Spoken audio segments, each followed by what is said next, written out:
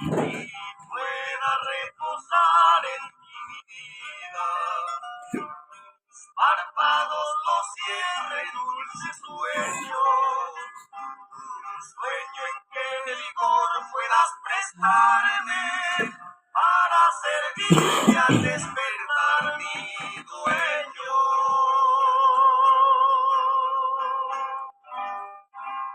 Muy buenos días, amados en el Señor, Dios les bendiga. Sábado 8 de junio, estamos nuevamente en la presencia de nuestro Dios, aquí en nuestro programa Conversando las Escrituras. En este día sábado, ya avanzando este mes de junio, raudamente. Amén. Hoy le invitamos al culto en el lugar de Trieste, 1457, en el lugar de Cerro Navia. Y si usted tiene culto en su iglesia, vaya, amén. No se quede, no se olvide de orar, no se olvide de leer la palabra del Señor, estudiarla, amén, cada día, para ir así creciendo en el conocimiento y también en la gracia de nuestro gran Dios, Señor y Salvador Jesús. Amén. El día de ayer concluimos el capítulo 6 del libro de Isaías. Amén. El profeta Isaías. Amén. Ahí estuvimos, hermanos amados, concluyendo con el texto 13, que dice: y si quedare aún ella la 10ª parte, esta volverá a ser destruida, pero como el roble y la encina, al ser cortado, aún queda el tronco, así será el tronco, la simiente santa. ¿Amén? Ahí, hermanos amados, Dios nos habla que pese a la maldad del hombre, la redención sí está segura, la salvación está segura, la simiente santa está guardada. Usted que ha entrado a ser parte de la simiente santa no debe temer, pase lo que pase. Amén. Y venga lo que venga. Bien, capítulo 7 dice: aconteció en los días de Acaz, hijo de Jotán, hijo de Usías, rey de Judá, que Resín, rey de Siria, y Peca, hijo de Remalías, rey de Israel, subieron contra Jerusalén para combatirla, pero no la pudieron tomar. Fíjese en este texto, bueno, menciona varios reyes que estuvieron tanto en Israel como en Jerusalén. Porque recuerde que desde el gobierno de Salomón, del gobierno del hijo de Salomón, Roboam, se dividió Israel. 11 tribus poblados, ¿cierto? Y 10 tribus poblados, perdón, y 10 tribus para el sur y para el norte. 2 tribus para el sur perdón, para el norte. Ahí quedó dividido. Entonces, por eso que hace mención, dice: aconteció en los días de Acaz, hijo de Jotán, hijo de Usías, rey de Judá. ¿Ves? ¿Quién es el que estaba reinando?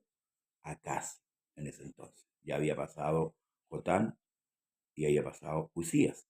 Recuerda que Usías también había muerto, y lo que relata el capítulo 6.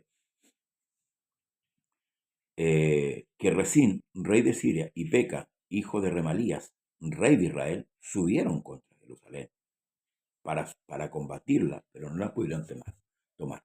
El rey de Israel, Peca, se unió al rey de Remalías, rey de, a Resín, ¿verdad? Rey de Siria. ¿Para qué? Para combatir contra Judá y tomarla.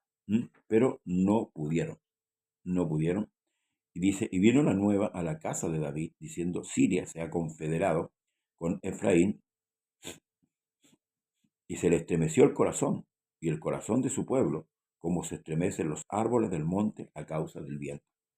Entonces dijo el Señor a Isaías: sal ahora al encuentro de Acaz, tú y Sear Jasuf, tu hijo, al extremo del acueducto del estanque de arriba, en el camino a la heredad del lavador. Esto es, un remanente volverá.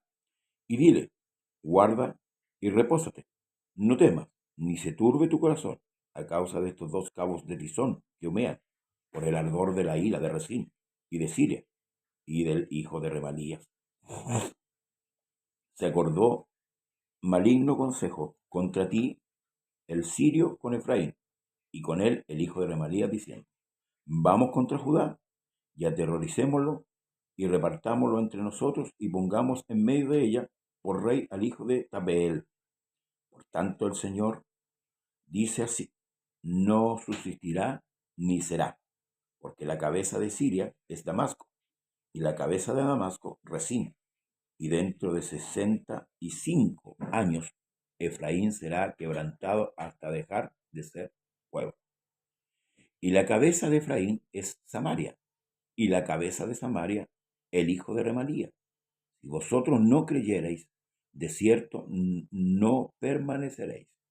Habló también el Señor a Acaz diciendo: pide para ti señal del Señor tu Dios, demandándola ya sea de abajo o en lo profundo, o de arriba en lo alto. Y respondió Acaz: no pediré y no tentaré al Señor. Dijo entonces Isaías: oíd ahora, casa de David, os es poco el ser molesto a los hombres, sino que también lo seáis a mi Dios. Por tanto, el Señor mismo dará señal. He aquí, la Virgen concebirá y dará a luz un hijo, y llamará su nombre Emmanuel, que traducido es Dios con nosotros. Comerá mantequilla y miel hasta que sepa desechar lo malo y escoger lo bueno. Porque antes que el niño sepa desechar lo malo y escoja lo bueno, la tierra de los dos reyes que tú temes será abandonada. El Señor hará venir sobre ti, sobre tu pueblo y sobre la casa de tu padre, días cuales nunca vinieron desde el día que Efraín se apartó de Judá. Esto es el rey de Siria. Entonces, y acontecerá que aquel día silbará el Señor a la mosca que está en el fin de los ríos de Egipto y a la abeja que está en la tierra de Asiria, y vendrán y acamparán todos en los valles desiertos, en las cavernas de las piedras y en todos los zarzales y en todas las matas. En aquel día el Señor raerá con navaja alquilada con los que habitan al otro lado del río, esto es, con el rey de Asiria. Cabeza y pelo de los pies, y aún la barba también quitará. Acontecerá en aquel tiempo que criará un hombre una vaca y dos ovejas, y a causa de la abundancia de leche que quedarán, comerán mantequilla. Ciertamente mantequilla y miel comerá el que quede en medio de la tierra. Acontecerá también en aquel tiempo que el lugar donde había 1000 vides y que valían 1000 siclos de plata, serán para espino y cardo. Con saetas y arcos irán allá, porque toda la tierra será espino y cardo. Y a todos los montes que se cavan con azada no llegarán allá por el temor de los espinos y de los cardos, sino que serán para pastos de bueyes y para ser hollados de los ganados.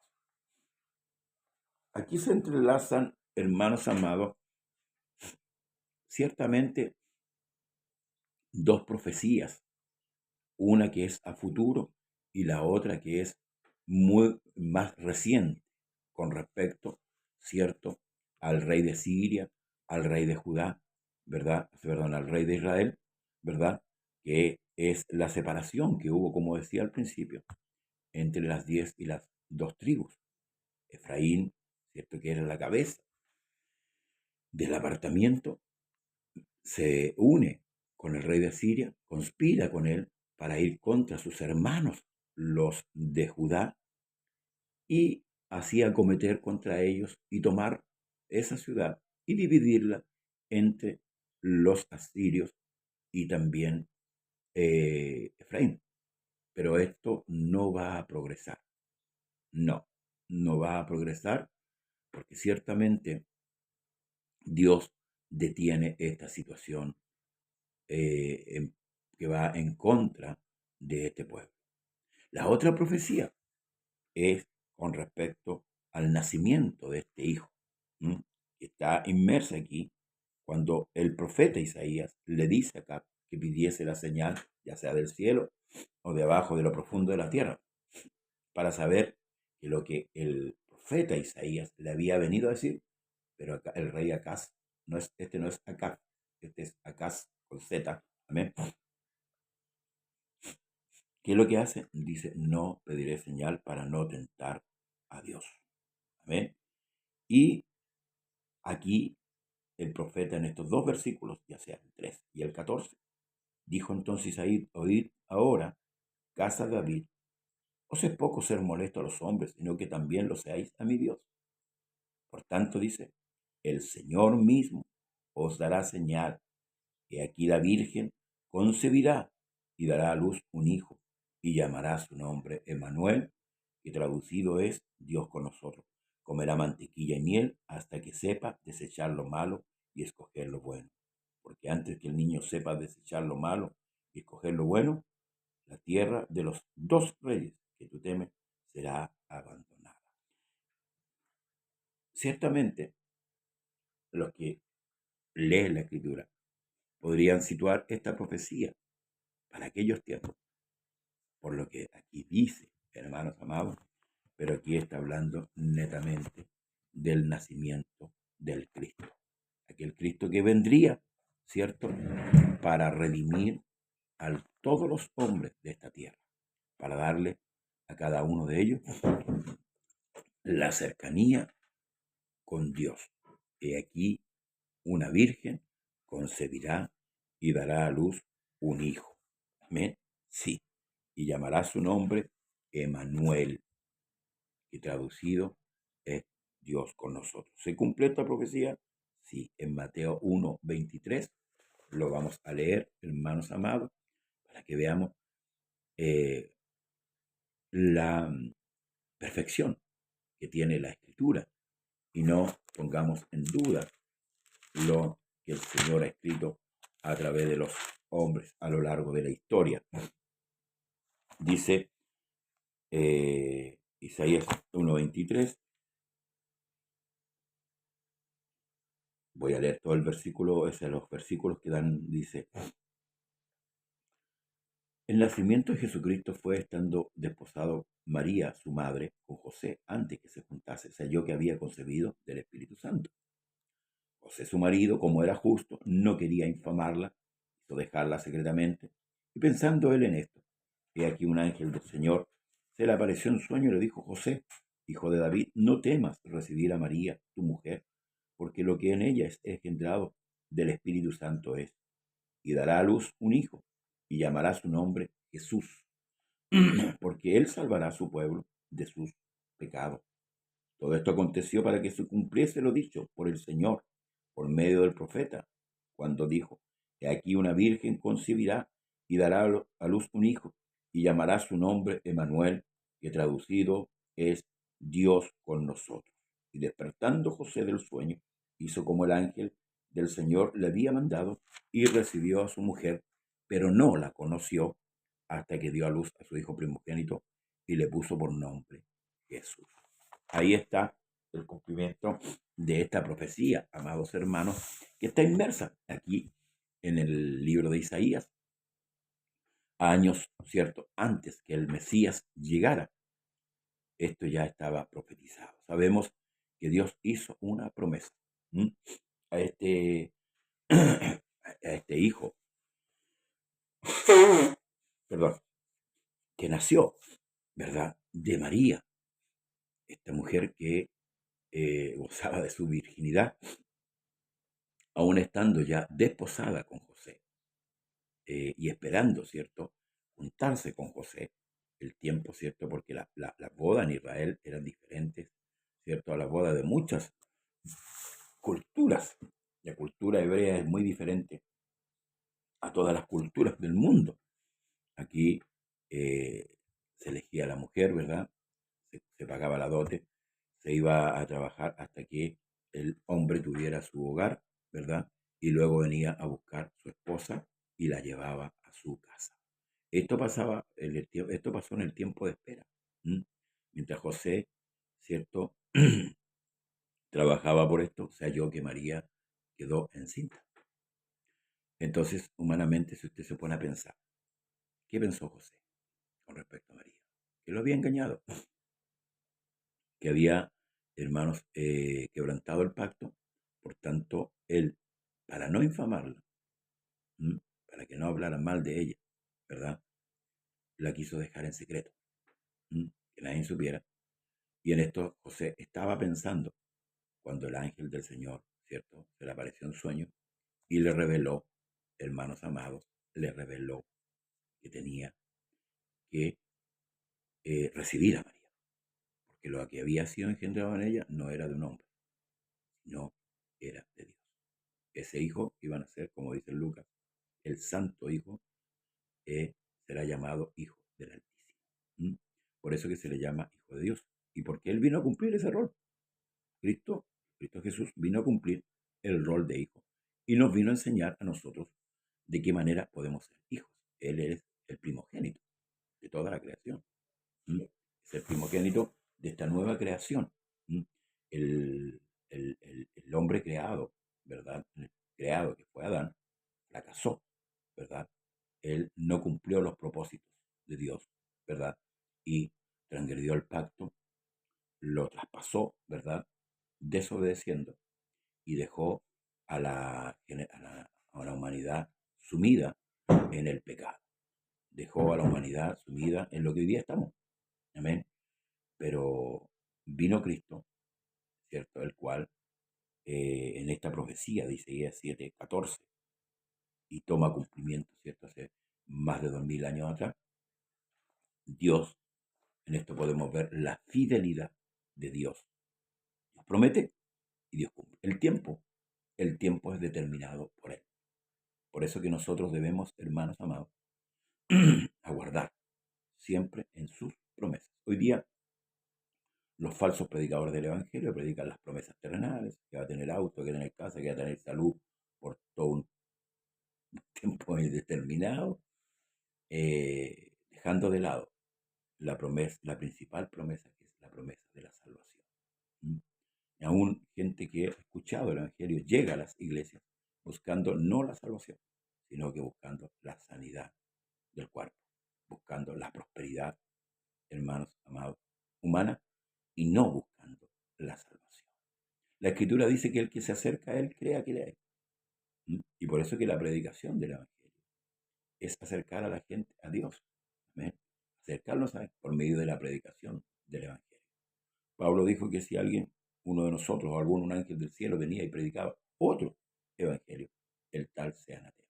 Como muchos hoy día han camuflado, hermanos amados, la predicación del evangelio y están llevando a la gente al error.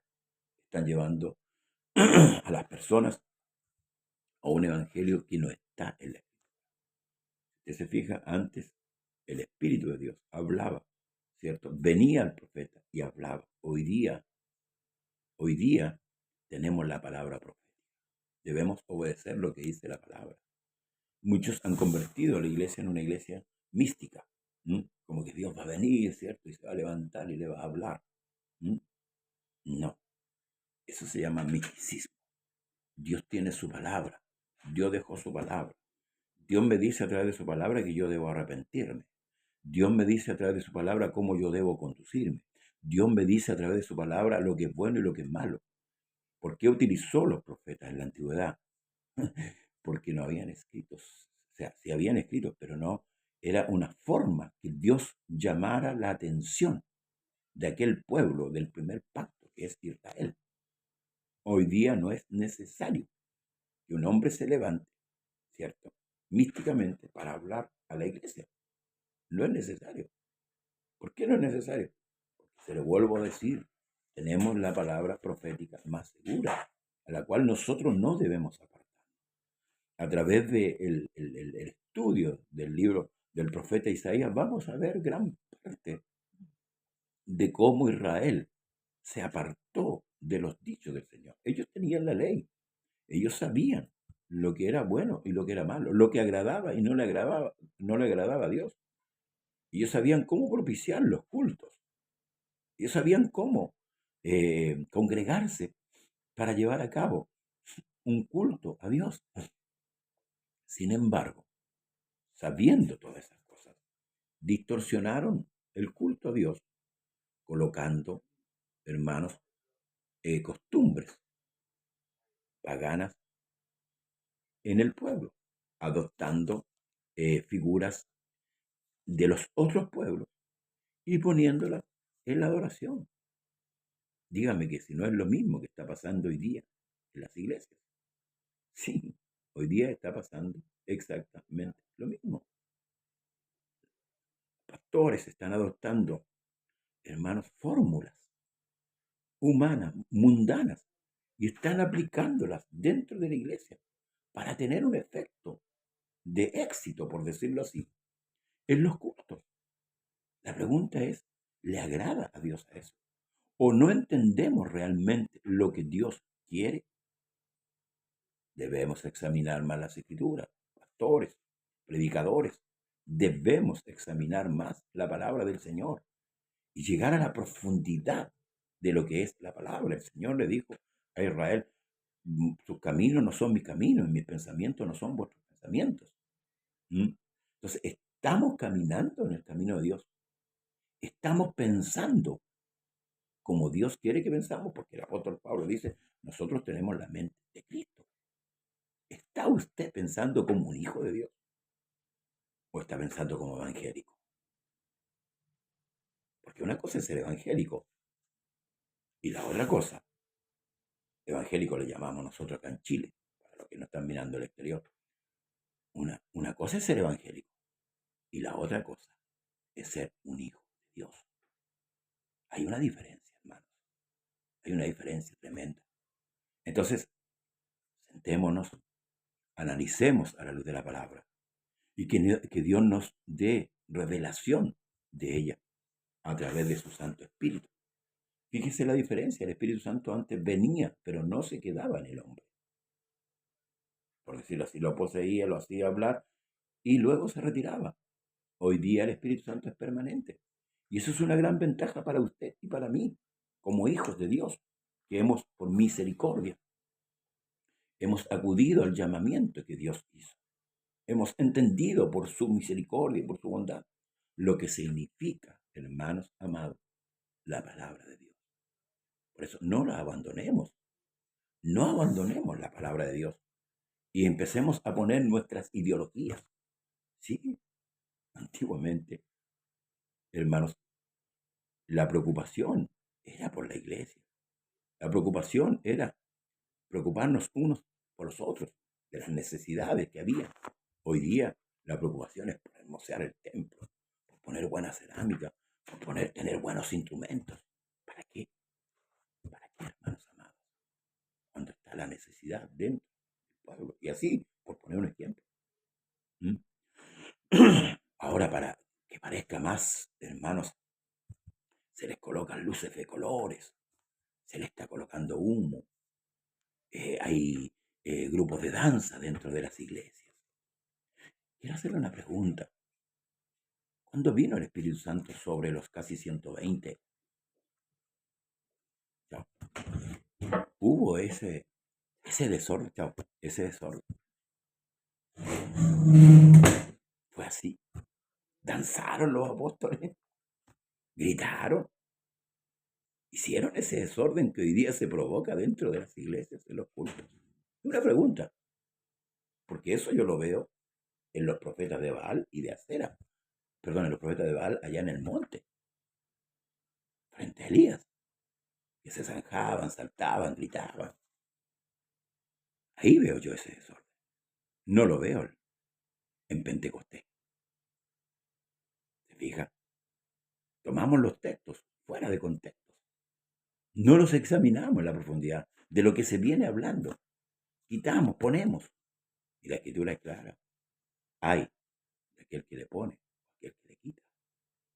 Cuidémonos, hermanos amados, pastores, predicadores. Es tiempo de sentarse y examinar si estamos realmente obedeciendo a Dios. Si estamos en sujeción real. Hermanos que andan de aquí para allá, hacen lo que quieren, dicen, no, si a mí me llama el Señor y yo le obedezco al Señor.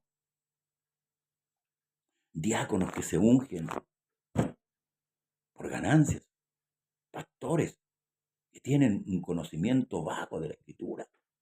Hermano, ¿qué está pasando? ¿Qué está pasando? Somos la copia feliz de Israel, pero no en su adoración verdadera, sino en la adopción de doctrinas falsas se han metido dentro de la iglesia. Que el Señor nos bendiga, que el Señor nos ayude, hermanos, cada día a perseverar. ¿En qué? En su voluntad. Jesús se puso en pie el día de la gran fiesta. ¿Sabe lo que dijo? El que tiene sed, venga a mí y beba, y de su interior correrán ríos de agua viva. Muchas veces cuando hablamos de esto, hermanos amados, nos critican. Dicen, pues tome la escritura y vea qué es lo que se está predicando en su iglesia, qué es lo que los enseñadores están tomando para darle a usted el alimento. Leche no adulterada al principio, alimento sólido, sí, para darnos el crecimiento real, hermanos, de lo que necesitamos. Que el Señor Jesús le bendiga en esta mañana y le ayude. Bendiciones. Será hasta el lunes. No se olvide de congregarse, no se olvide de orar, no se olvide de leer la Escritura. Paz de Cristo para usted y para los suyos. Bendiciones.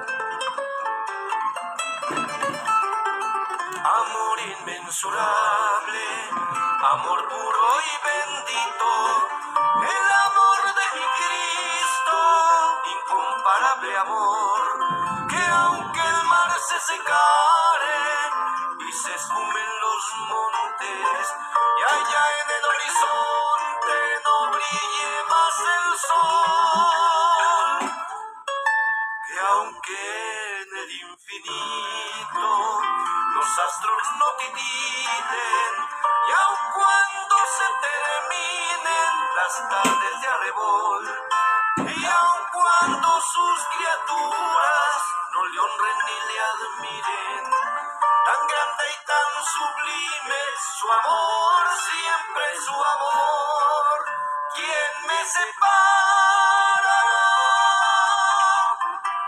de ese amor tan grande? Ni temores ni hambre me podrán separar, porque el amor de Dios, aun cuando todo cambie,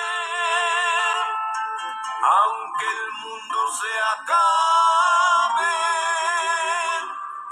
su amor